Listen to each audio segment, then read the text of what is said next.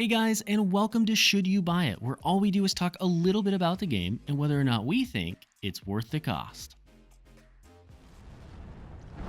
What the is happening?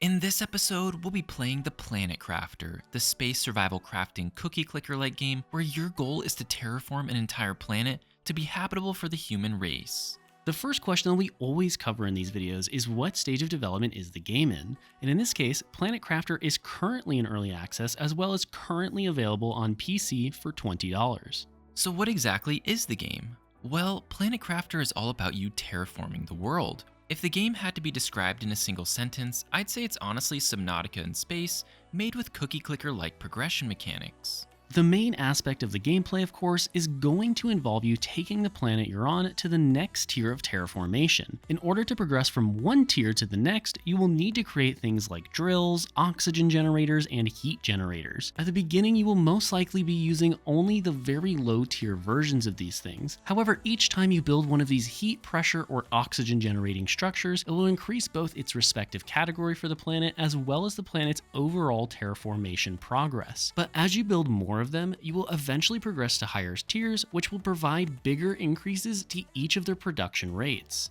In order to build the higher tier structures though, you're going to have to explore the world for the required materials in each of their locations. Some of these more advanced materials can be acquired from meteors that will periodically strike the planet, or from meteors that can be brought down to the planet by sending rockets into space that will attract them. However, your primary way of finding these resources is through exploration. Along the way, you will encounter chests, caves, crashed ships, secret locations, and much more. Each of these offer unique and different items, or more storyline. The story in Planet Crafter at this stage of development is much like that of games such as Raft in the Forest, since nothing is very well explained to you unless you go out and take the time to read each and every one of the messages that are found around the map. I won't spoil anything, but the story seems to be gearing up for something quite interesting. Unfortunately though, at the time of this review, a lot of the plotline is missing since the game is still in development.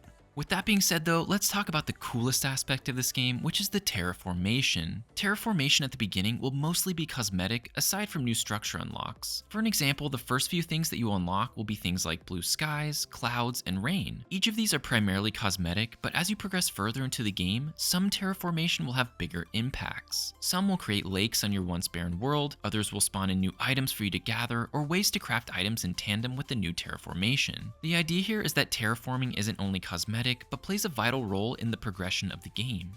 Progression, however, is not only limited to the world and the new building types. There are also hidden blueprints which will give you new things that you can craft. There are personal upgrades such as increased move speed, jetpacks, and the ability to drink directly from lakes.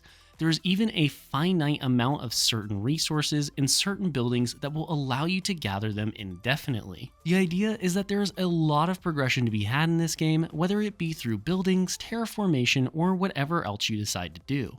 So now let's move into the pros and cons section for the video. First up for the pros is that the concept of this game is a well-baked cookie clicker in a space survival world. At first, you may think that this could be a bad thing, but in all reality, you will find yourself skipping dinner for 5 more minutes of progression.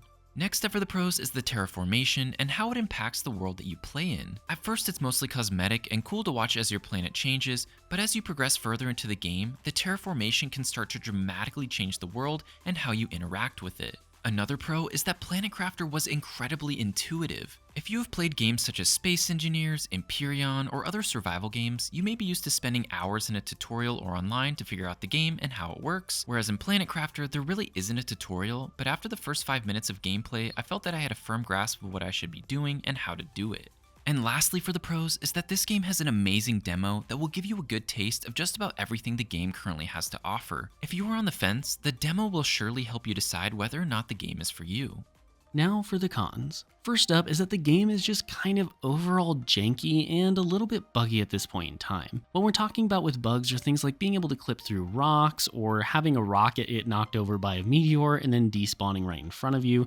There were a number of different things that happened, but at the end of the day, there's just a lot of them and they will probably get worked out over time, but at the current stage of development, they just haven't been fixed. Now, when I say jankiness, what I'm really talking about is mostly the movement and mining systems in the game. They just feel incomplete, like when you walk, your head doesn't bob at all, and it just kind of feels like you're sliding across the ground. I would really like to see these worked on, but again, it's an early access title made by only a few developers, so I'm sure they will be improved in the long haul. Now, the last con I have for you today on this game is going to be the fact that the game has no multiplayer, and to be fair, for some people this isn't an issue, but in my personal experience with playing this game and many other games, this game would be absolutely perfect to be a cooperative title. I think it would just add tons of extra fun for many different players and encourage them to even sell more copies. With that being said, it does not need to have multiplayer to be a fun game, but in my personal opinion, I think it would dramatically increase the amount of fun that a lot of players are able to have within the game itself.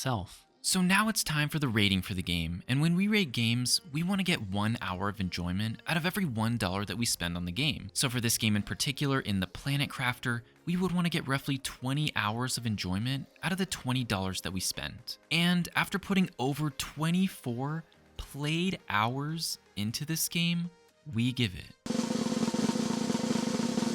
9 out of 10 potatoes. Planet Crafter was by far one of the best early access survival game titles that we have reviewed in a very long time. It has a decent amount of content for the asking price, and it brings a new idea to the survival game genre. The whole concept of implementing a cookie clicker-like mechanic where you have to build structures and slowly increase your production rate to get better structures to then increase your production rate even more is simply just a great idea. The game does currently have its fair share of weird little bugs, out-of-map glitches, and overall jankiness to it, but for a game that's made by so few developers on its early access launch, I feel that I really couldn't ask for much more given the price tag. Therefore, I feel it's safe to say that Planet Crafter is without a doubt worth the cost.